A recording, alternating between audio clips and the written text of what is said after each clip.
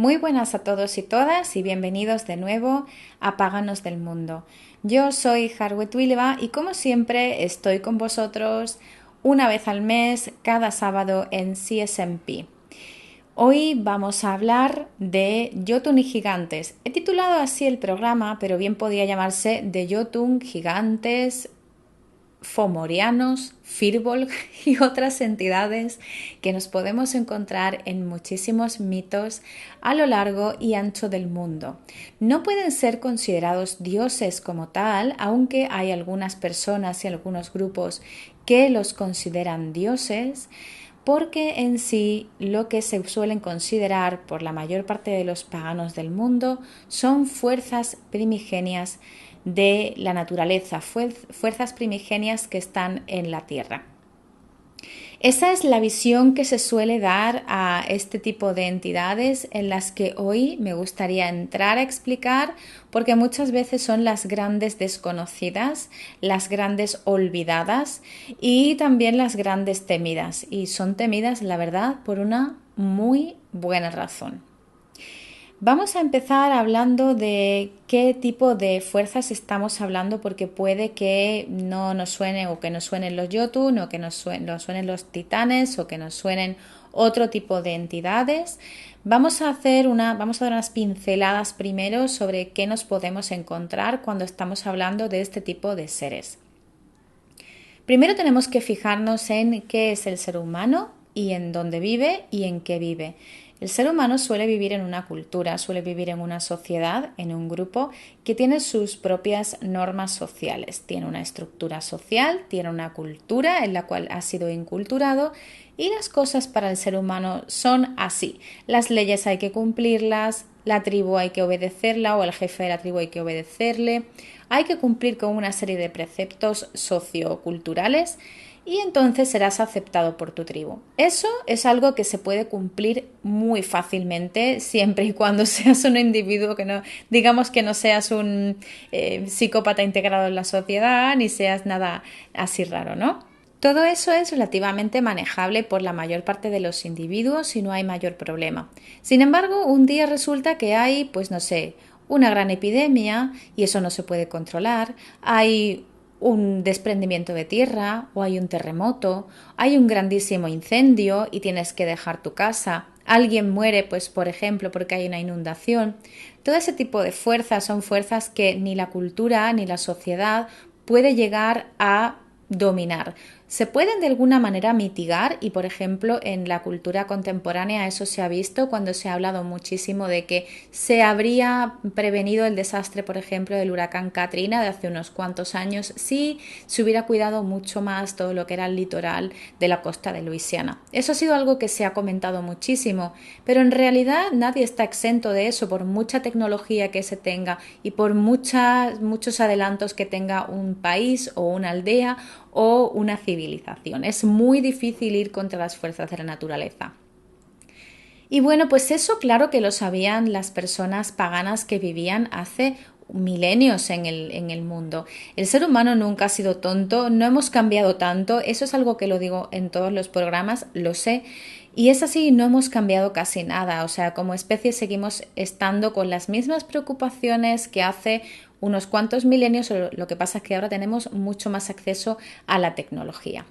Y somos tan conscientes del mundo y siempre hemos sido tan conscientes del mundo que nos rodea que hemos tenido también a la hora de rendir culto a dioses y de incorporar espíritus en nuestra práctica y en nuestra espiritualidad, hemos tenido en cuenta no solamente a esos dioses de la cultura que nos hacen mitigar todas esas fuerzas caóticas, sino que también hemos tenido en cuenta que existen esas fuerzas caóticas. El hombre mira a los dioses y la mujer también. La humanidad mira a los dioses como una forma de parapetarse de todas esas fuerzas caóticas que no se pueden controlar porque los dioses, la tecnología, la cultura, la sociedad, el estar juntos y la tribu nos hace mitigar ese tipo de fuerzas que al fin y al cabo son lo que realmente está en la tierra, es la fuerza de la tierra desmedida contra la cual nadie puede hacer nada, es que somos hormiguitas contra ello. Y bien, ¿por qué estoy diciendo esto? Como ya sabéis, me gusta hacer mucho análisis multicultural en los programas y bueno, esto no lo he inventado yo, se ha dicho muchas veces. Se hacen análisis de este tipo porque es una constante en la existencia en muchísimas culturas, no en todas, pero en muchísimas culturas de representaciones caóticas, representaciones de fuerzas de la naturaleza, digamos en bruto, sin la sociedad. Y eso es lo que he venido a traeros hoy. Hoy quiero acompañaros en un recorrido por mitos del mundo que están relacionados con esas entidades que son caóticas y que representan a las grandes fuerzas de la naturaleza. Porque eso siempre se ha sabido, que contra la Tierra, y lo hemos visto con la crisis del coronavirus, contra el planeta y lo que hay en el planeta, poquito a poquito tenemos que hacer. ¿Qué representan por regla general estas fuerzas? Estas fuerzas se suelen encontrar tanto en el comienzo del mundo como en el final del mundo. ¿Por qué? Porque se sabe, el ser humano no es tonto y sabe que existe un comienzo de la Tierra en el que el ser humano no estaba. Cuando vosotros os imagináis que llega un hombre, una mujer, llega un niño, llega un anciano a un sitio donde hay unos huesos tirados de un animal enorme y realmente se está encontrando con los restos de un dinosaurio, tuvo que pensar que ese animal muerto que ya no existe, tuvo que pensar que salió de algún lado. Nos creemos que somos mucho más adelantados porque ahora sabemos que existe una cosa llamada teoría de la evolución, pero ¿no pensáis que acaso una persona que se topa con un esqueleto de dinosaurio no se ha dado cuenta de sobra de que hubo algo que existió antes que lo que ella? Pues por supuesto que sí. Y también se da cuenta de que algo tuvo que haber antes de ese animal, algo tuvo que causar que muriera ese animal, algo tuvo que estar antes de nada. ¿Y qué es ese algo? Ese algo es la Tierra misma, las fuerzas de naturaleza desmedidas. Es por eso que este tipo de fuerzas están presentes tanto en cosmologías y en cosmogonías de muchas partes del mundo. Hoy voy a poner, para empezar, y por no tocar algo que ya he tocado mucho Sumeria, que he tocado un poco de el norte también. Hoy quiero irme con un panteón para empezar que nunca he tocado, al cual le tengo muchísimo respeto, porque tengo muchísimo respeto por los helenistas, a los cuales quiero mandar un saludo caluroso, especialmente a mis amigas Paladia y Galena, que son unas practicantes estupendas y seguro que están escuchando esto. Y bueno, voy a empezar con un fragmento de la Teogonía de Hesíodo, que es uno de los textos de referencia en lo que respecta a entender de dónde vienen los dioses según el helenismo y bueno, uno de los textos que la mayor parte de la gente se estudia cuando llega al panteón heleno. Así que ahí va esta referencia a las primeras fuerzas de la naturaleza y del universo según la Teogonía de Hesíodo. Decid cómo nacieron en un principio con los dioses, la tierra y los ríos, y el inmenso Ponto que bate furioso, y los astros resplandecientes, y por encima el anchuroso Urano.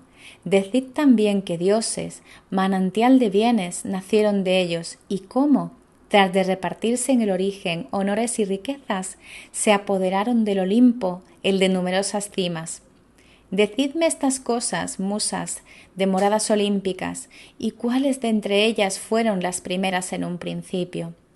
Antes que todas las cosas fue Caos, y después Gea, la de amplio seno, asiento siempre sólido de todos los inmortales que habitan las cumbres del nevado Olimpo, y el Tártaro sombrío enclavado en las profundidades de la tierra espaciosa, y después Eros, el más hermoso entre los dioses inmortales, que rompe las fuerzas y que de todos los dioses y de todos los hombres domeña la inteligencia y la sabiduría en sus pechos.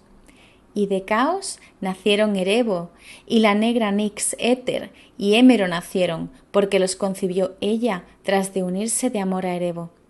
Y primero parió Gea a su igual en grandeza, al Urano estrellado, con el fin de que la cubriese por entero y fuese una morada segura para los dioses dichosos. Y después parió a los Oreos enormes, frescos retiros de las divinas ninfas que habitan las montañas abundantes en valles pequeños, y después el mar estéril que bate furioso, Ponto, pero a éste lo engendró sin unirse a nadie en las suavidades del amor, y después, concubina de Urano, parió a Océano, el de remolinos profundos, y a Coyo, y a Críos, y a Hiperión, y a Iápeto, y a Tea, y a Rea, y a Temis, y a Nemosine, y a Feba, coronada de oro, y al amable Tetis, y el último a quien parió fue al sagaz Cronos, el más terrible de todos, que cobró odio a su padre vigoroso. Y parió también a los cíclopes de corazón violento, Brontes, Estéropes y el valeroso Arges, que entregaron a Zeus el trueno y forjaron el rayo, y eran en todo semejantes a los demás dioses, pero tenían un ojo único en medio de la frente, y se llamaban cíclopes, porque en su frente se abría un ojo único y circular, y sus trabajos rebosaban fuerza, vigor y poder. Y después, de Gea y de Urano nacieron otros 3 hijos, grandes, muy fuertes, horribles de nombrar. Coto, Briareo y Giges, raza soberbia, y de sus hombros arrancaban 100 manos indomables, y cada uno de ellos tenía 50 cabezas que se erguían sobre la espalda, por encima de sus miembros robustos, y su fuerza era inmensa, invencible, dada su gran talla. De todos los hijos nacidos de Gea y Urano eran los más poderosos, y desde el origen fueron odiosos a su padre, y conforme nacían, uno tras otro, los sepultó, privándolos de la luz en las profundidades de la tierra. Y se alegraba de esta mala acción, y la gran Gea gemía, por su parte, llena de dolor. Luego ella abrigó un designio malo y artificioso. Queridos hijos míos, vástagos de un padre culpable, si queréis obedecer, tomaremos venganza de la acción injuriosa de vuestro padre, porque él fue quien primero meditó un designio cruel. Habló así, y el temor los invadió a todos, y no respondían ninguno de ellos. Por fin, recobrando ánimo el grande y sagaz Cronos, dijo así a su madre venerable: Madre, en verdad te prometo que llevaré a cabo esta venganza. Efectivamente, ya no tengo respeto a nuestro padre, porque él fue quien primero meditó un designio cruel. Habló así, y la gran Gea se regocijó en su corazón, y le escondió una emboscada, y le puso en la mano la hoz de dientes cortantes, y le confió todo su designio. Y llegó el gran Urano, trayendo la noche, y se tendió sobre Gea por entero y con todas sus partes, lleno de un deseo de amor. Y fuera de la emboscada, su hijo le cogió la mano izquierda y con la derecha asió la hoz horriblemente, inmensa, de dientes cortantes, y cercenó rápidamente las partes genitales de su padre y las arrojó tras de sí, y no escaparon en vano de su mano.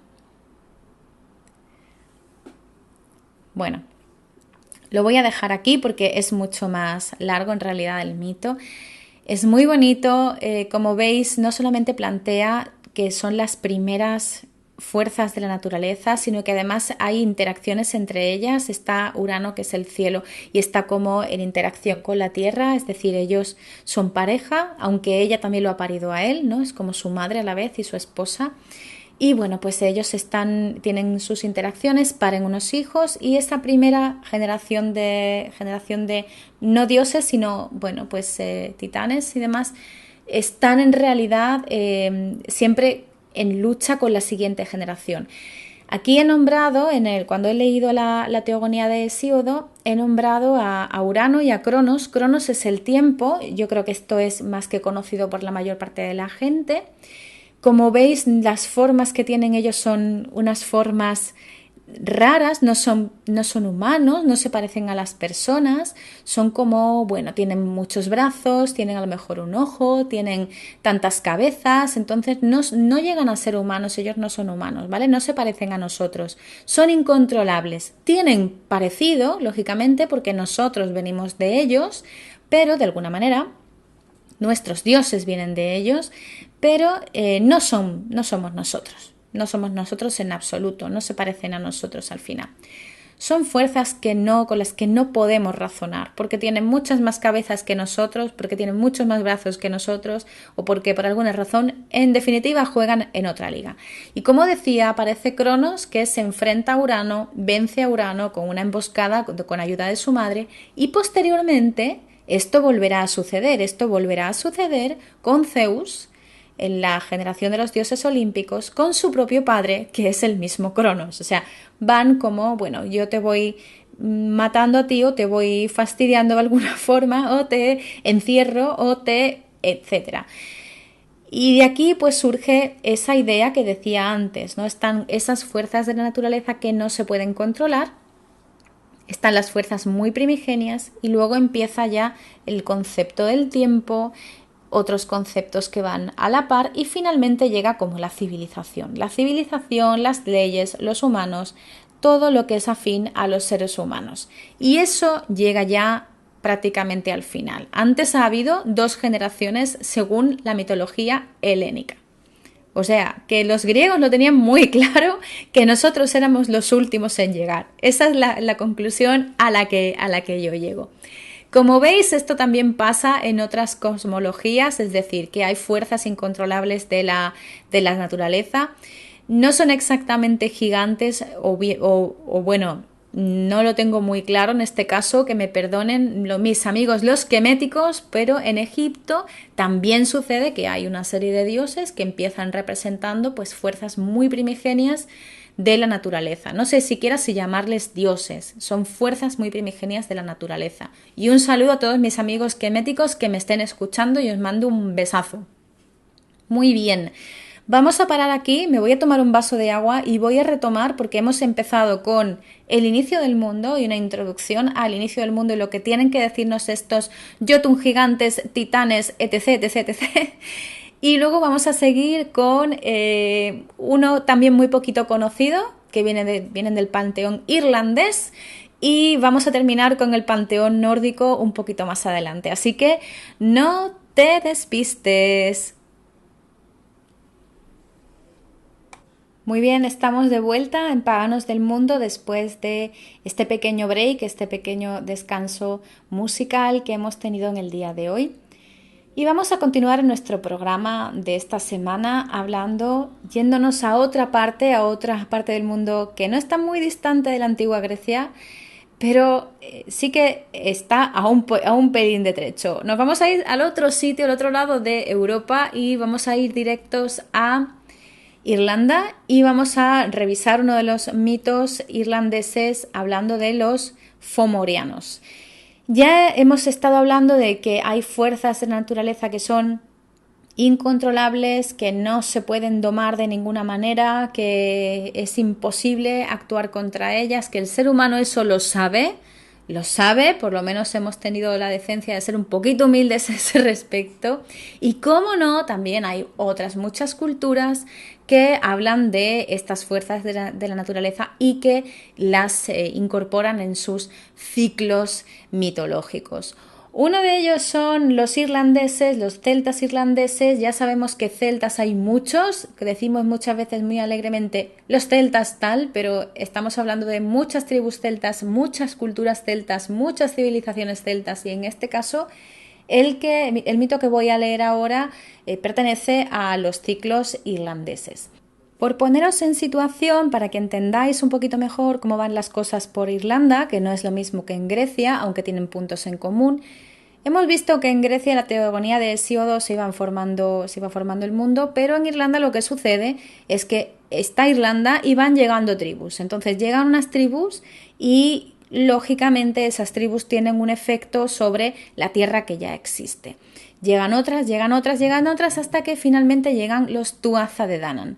Los Tuatha de Danann son los dioses, son la tribu que realmente representa todo aquello a lo que la humanidad, digamos, aspira, es como lo más elevado. Y es lo que, según el reconstruccionismo irlandés, la mayor parte del tiempo, eso es a lo que se le rinde culto, no se le suele rendir culto a lo que vino antes, a esas fuerzas de la naturaleza, porque realmente no se puede negociar con ellas, que esto es una cosa que lo estoy diciendo así veladamente, pero lo digo ya abiertamente, no se puede negociar con eso.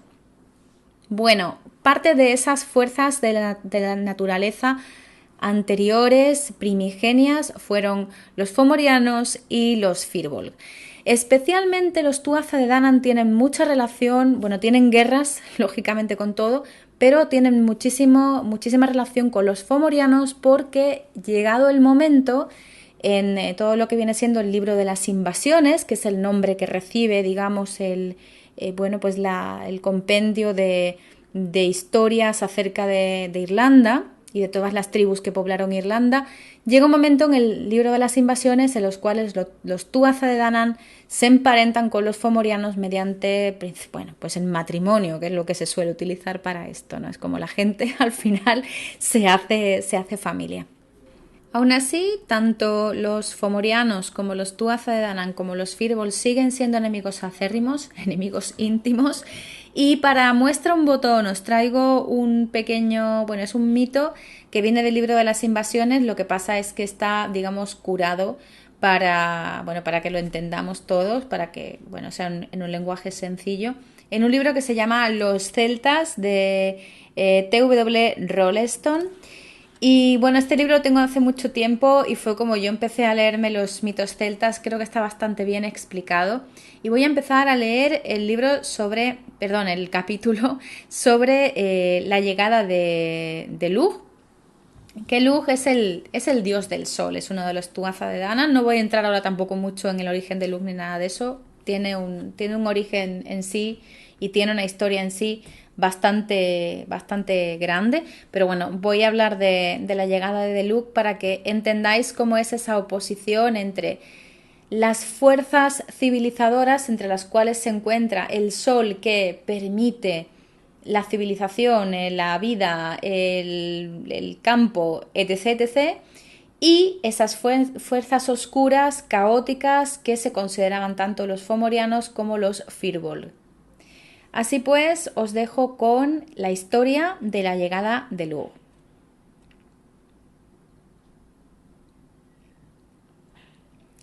La historia cuenta que Balor, el rey fomoriano, oyó en una profecía druídica que sería asesinado por su nieto.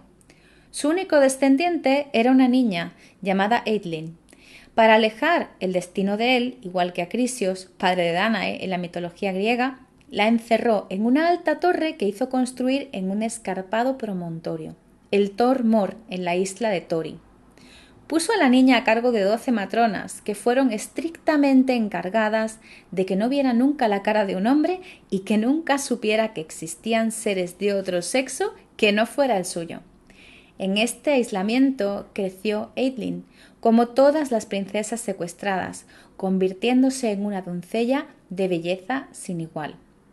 En tierra firme había 3 hermanos llamados Kian, Sawan y Goban el herrero, el gran armador y artífice del mito irlandés, que corresponde a Wayland Smith en la leyenda germana. Kian tenía una vaca mágica, cuya leche era tan abundante que todo el mundo ansiaba tener al animal, por lo que el muchacho debía mantenerlo bajo una férrea protección. Balor decidió que él se quedaría con la vaca. Un día Kian y Sawan decidieron ir a la herrería para que con un acero fino les hicieran unas armas. Kian entró dejando a Sawan a cargo de la vaca. En ese instante apareció Balor en escena, tomando la forma de un niño pelirrojo, y le dijo a Sawan que había sorprendido una conversación entre sus hermanos dentro de la herrería, maquinando un plan para usar todo el acero para sus propias espadas, dejando para la de Sawan un metal común. Este, con rabia, le dio la cuerda de la vaca al niño y entró en la herrería para acabar con el plan. Inmediatamente Balor entró y se llevó a la vaca hacia la isla de Tori. Kian, al ver lo sucedido, decidió vengarse él mismo de Balor y para ello pidió ayuda a una druidesa llamada Virog. Vistiéndose de mujer, fue llevado por medio de sistemas mágicos a través del mar, donde Virog, que le acompañaba, explicó ante las guardianas de Eidlin que eran 2 nobles damas que intentaban escapar de un secuestrador y pidieron refugio. Fueron admitidas y Kian encontró la forma de acceder a la princesa Eidlin, mientras que las matronas estaban bajo los efectos de un sueño encantado que había provocado Virog. Cuando se despertaron, Kian y la druida habían desaparecido, pero Eidlin le había entregado su amor a Kian y pronto las guardianas se dieron cuenta de que estaba embarazada. Temiendo la ira de Valor, las matronas la convencieron de que todo había sido un sueño y no dijeron nada de lo sucedido, pero en su momento Eirlin tuvo trillizos. Valor se enteró de este hecho y, lleno de rabia y miedo, mandó que los 3 bebés fueran ahogados en un remolino de aguas de la costa irlandesa. El mensajero encargado de la misión envolvió a los niños en una sábana, pero al llevarlos hacia el lugar indicado, una de las sujeciones se soltó y una de las criaturas cayó, yendo a parar a una pequeña bahía llamada desde ese día Port Nadelig, o el refugio del alfiler. Los otros 2 fueron debidamente ahogados y el sirviente dijo que había cumplido su misión. Pero el niño que había caído en la bahía fue recogida por la druida y llevado al hogar de su padre, Cian, quien le dio en adopción a su hermano el herrero, que le educó en su propio arte y le hizo hábil en cualquier oficio. Este niño era Lugh. Cuando ya era un muchacho, los danaanos le pusieron a cargo de Duag, el Oscuro, rey del Gran Llano, que es el país encantado o tierra de los vivos, que también es considerada la tierra de los muertos, y allí habitó hasta alcanzar la condición del hombre. Lugh era naturalmente el que debía redimir al pueblo de Dana de su esclavitud. Su llegada es narrada en una historia que destaca los atributos solares del poder universal y le muestra, como Apolo, como la deidad presidiendo todo conocimiento humano y todo arte. El joven fue enviado a servir a Núada, el de la mano de plata, y cuando el guardián del palacio real de Tara le preguntó qué podía hacer, respondió que era carpintero. «No necesitamos ningún carpintero», dijo el vigilante. «Tenemos uno excelente en Lugta, hijo de Lughad. También soy herrero», dijo Lugh. «No necesitamos ninguno», dijo el hombre, «mientras tengamos a Ogma». Entonces Lugh empezó a nombrar todas las ocupaciones y artes que le pasaron por la cabeza. Poeta, tocador de arpa, hombre de ciencia, médico y otros, pero siempre recibiendo la misma respuesta, que un hombre de gran talento en ese arte ya estaba instalado en la corte de Nuada. «Entonces pregúntale al rey», dijo Lugh, «si tiene a su servicio algún hombre que tenga talento en todas estas artes, y si es así no me quedaré más tiempo ni intentaré ocupar su lugar». Lugh fue recibido y se le concedió el apellido de Ildanag, que significa el de todas las artes, príncipe de todas las ciencias, mientras que comúnmente llevaba el nombre de Lugh Lamfada o Lugh el del brazo largo. Debemos recordar, tal y como destaca de Jubainville, al dios Galo, a quien César identifica con Mercurio, que es el inventor de todas las artes, y a quien los galos dedicaron muchas estatuas. La leyenda irlandesa complementa esta información y nos da el nombre celta de este dios. Cuando Lugh llegó de la tierra de los vivos, llevaba consigo muchos regalos mágicos. Tenía el barco de Mananán, hijo de Lir, el dios del mar, que conocía el pensamiento del hombre que viajaba por donde quisiera, el caballo de Mananán, que podía ir tanto por tierra como por mar, y una terrible espada llamada Fraganag, la garante, que podía cortar cualquier cosa. Así equipado, apareció un día ante una asamblea de los jefes danaanos que debían pagar el tributo a los enviados de los opresores fomorianos. Cuando le vieron aparecer, se sintieron como si hubiera observado la salida del sol en un caluroso día de verano. En lugar de pagar, decidieron atacar a los fomorianos bajo el liderato de Lugh y todos fueron asesinados menos 9 que fueron enviados de regreso a su tierra para que le dijeran a Valor que los danaanos le desafiaban y que ya no pagarían más impuestos. Entonces Valor se preparó para la batalla y ordenó a sus capitanes que, cuando hubieran sometido a los danaanos, ataran la isla con cables a sus barcos y la remolcaran hacia las regiones fomorianas del norte, de hielo y penumbra, donde ya no les molestarían nunca más. Bueno, lo dejo aquí porque la historia sigue, es muy interesante si la queréis leer, está en el libro de las invasiones. Yo ya os he dicho que os he leído un extracto de un libro que está como curado, los datos están como más adaptados, pero bueno, la historia es súper interesante y en realidad fijaros que existe exactamente una similitud clarísima con la mitología helena. Estábamos hablando antes de que, bueno, estaba Urano, que surge de Urano Cronos, que Cronos se enfada con su padre porque, bueno, pues no, no era muy de su agrado el hombre, no era muy agradable que digamos, y bueno, pues se dedica a comerse, a matar niños y Cronos llega al momento en el que se harta. Y eso le pasa también a Zeus, o sea, Cronos se va comiendo a sus hijos hasta que llega Zeus y dice, oye, ¿pero esto qué es? Y da comienzo a los dioses olímpicos. Si os fijáis, Lugh es el nieto de Valor y Valor es un rey fomoriano. ¿vale? Hay que recordar que es un rey fomoriano.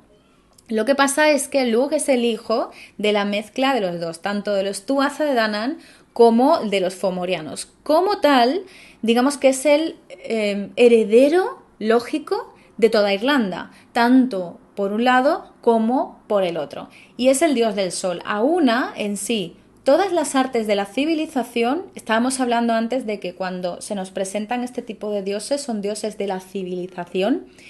Y también estábamos hablando, bueno, pues de que los gigantes, las fuerzas de la naturaleza, eran fuerzas que no se pueden controlar. Eso es lo incontrolable que tiene Lug. Es el dios del sol. El dios del sol no se puede controlar. El sol no es algo controlable. Pero permite todas estas artes de las que estábamos hablando. Permite, por tanto, los ciclos y permite, por tanto, la civilización. Impone unas reglas a la gente. Y son las reglas del sol, los ciclos del día y la noche y los ciclos de primavera, verano, otoño e invierno, las estaciones. Bueno, pues espero que os haya gustado este mito. Voy a hacer otro descanso, vamos a escuchar un poco más de música y volvemos con la parte final de este especial de Jotun y gigantes con los Jotun. Es el momento que todos los nórdicos esperaban. No te despegues del auricular, enseguida volvemos. Bienvenidos de nuevo y bienvenidas de nuevo, bienvenidas de nuevo a Paganos del Mundo, a este espacio de hablando hoy de Jotun y gigantes, Jotun, cíclopes, gigantes, fomorianos, firbolgs y todo lo que sea aplicable a estas fuerzas de la naturaleza completamente, bueno, que no se pueden, indomables, ¿no? Que no se pueden domar. Habíamos dicho que ya nos quedaba por hablar de los Jotun, que era la parte que queríamos tratar ahora ya para cerrar el programa. Y dije al principio que cuando estamos hablando de este tipo de entidades, estamos hablando de entidades que suelen aparecer en las cosmogonías y que suelen aparecer también en el final del mundo. Y como el Ragnarok es una cosa tan socorrida para hablar de esto, pues en este caso vamos a irnos al norte, a los mitos nórdicos, viajamos desde Irlanda, nos vamos volando hacia Escandinavia y llegamos a hablar de los mitos nórdicos y en concreto nos vamos a ir brevemente, porque vamos a hablar muy brevemente de los mitos nórdicos, vamos a irnos al Voluspa. Ya he hablado del Voluspa en este espacio en más de una ocasión, es porque es uno de mis poemas favoritos.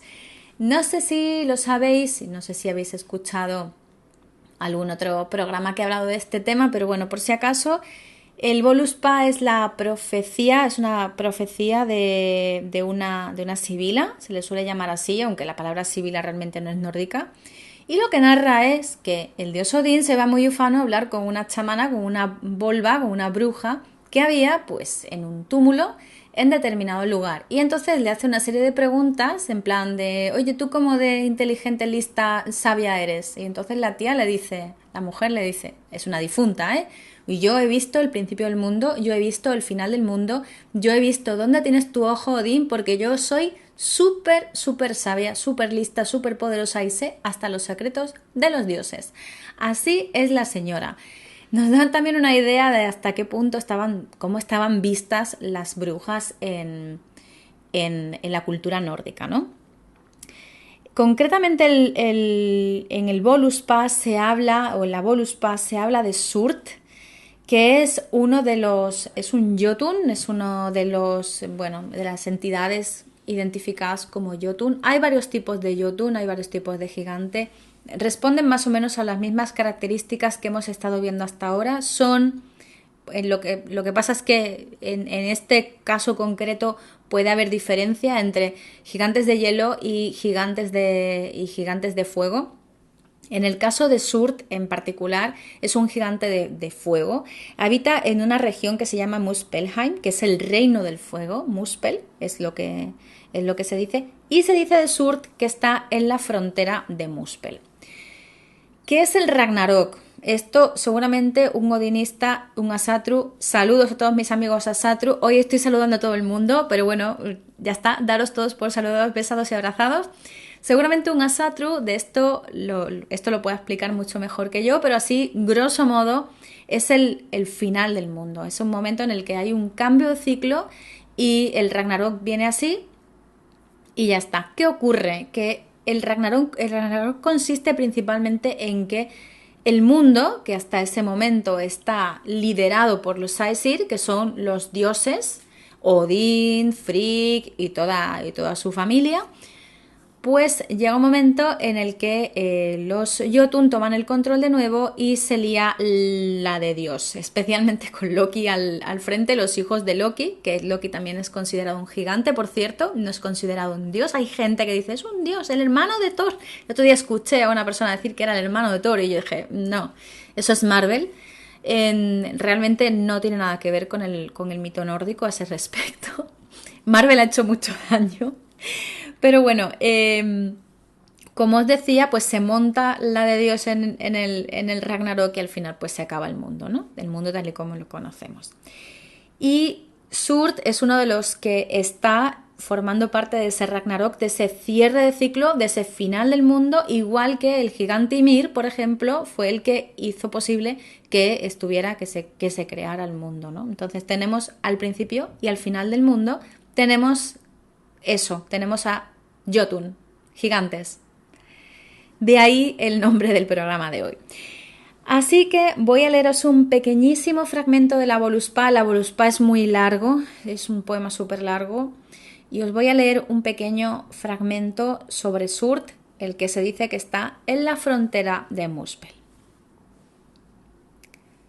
Surt del sur, blandiendo fuego, la espada de los dioses brilla en la oscuridad como estrellas en la noche. Montañas colapsan en escombros y los demonios caerán. El hombre camina la senda hacia la ruina, mientras el cielo se abre en dos. Como ya he dicho, era un fragmentito muy cortito. Lo que está aquí diciendo la Volva, que es consultada por Odín, está haciendo una revelación sobre cómo va a acabar el mundo, y lo que dice es que sale Sur del sur, que sale blandiendo fuego, es como una espada, y digamos que el mundo se acaba entre grandes fuegos, ¿no? Es lo que viene a decir. Y que eso causa, pues parece que es un meteorito o un pedazo de, un terremoto muy grande con una erupción volcánica, y eso lo que causa es el final del mundo tal y como se conoce para los antiguos nórdicos, ¿vale? Colapsan las montañas. Esto parece verdaderamente uno de esos volcanes que hay en Islandia, que parece que pega un bimbazo y se van todos por ahí. Hay que entender de la Voluspa que está escrita, quiero recordar, en la era de Snorri Sturluson, no me acuerdo, perdón por la pronunciación del nombre, en la era de Snorri para los amigos, y Snorri era cristiano. Entonces hay que entender que su concepto del Ragnarok aquí escrito puede ser un concepto del Ragnarok muy parecido al concepto del apocalipsis que puede haber en el mundo judío-cristiano, ¿vale? Entonces, fuera parte de eso, cuando habla de los demonios y todo eso, hay que entender que él está hablando de demonios porque él es cristiano, pero la cultura nórdica antigua no entendía los demonios en ese sentido, sino que entendía que con los Jotun pues no se negociaba. Simplemente tú no puedes negociar con un Jotun, es una entidad que no responde a tu misma ética ni a tu misma moral, por lo tanto no se deja llevar por las reglas de la civilización, y si tiene que acabar con el mundo, que es el mundo en el que tú vives, pues lo va a hacer y no le va a temblar una ceja, ni una mano, ni un dedo, ni nada, lo va a hacer y ya está. Igual que lo crea, pues lo puede descrear. Y ese es en sí el colofón de hoy. Tenemos muchas reglas de nuestra civilización, muchas reglas morales, muchas reglas éticas, muchas reglas de muchas clases, pero lo que nos enseña la mitología es que la naturaleza, las fuerzas que rigen este universo, las leyes de la física, las leyes de la Tierra, están por encima, muy por encima de todo lo que el ser humano pueda llegar a hacer. Así que vamos a portarnos bien con este planeta nuestro, porque lo mismo cualquier día nos jubilan, ya sea mediante un Ragnarok o ya sea mediante un coronavirus. Esto ha sido todo por hoy, familia. Espero que os haya gustado el programa de hoy. Y ya sabéis que me tenéis en las redes sociales como Harwetuleva, lo primero es una H, todo junto, o en mi blog www.13 con número lunas.com. Estoy a vuestra disposición para cualquier tipo de comentario, beso, abrazo o tomatazo, lo que queráis. Me despido por hoy, un saludo muy grande a todos y un besazo.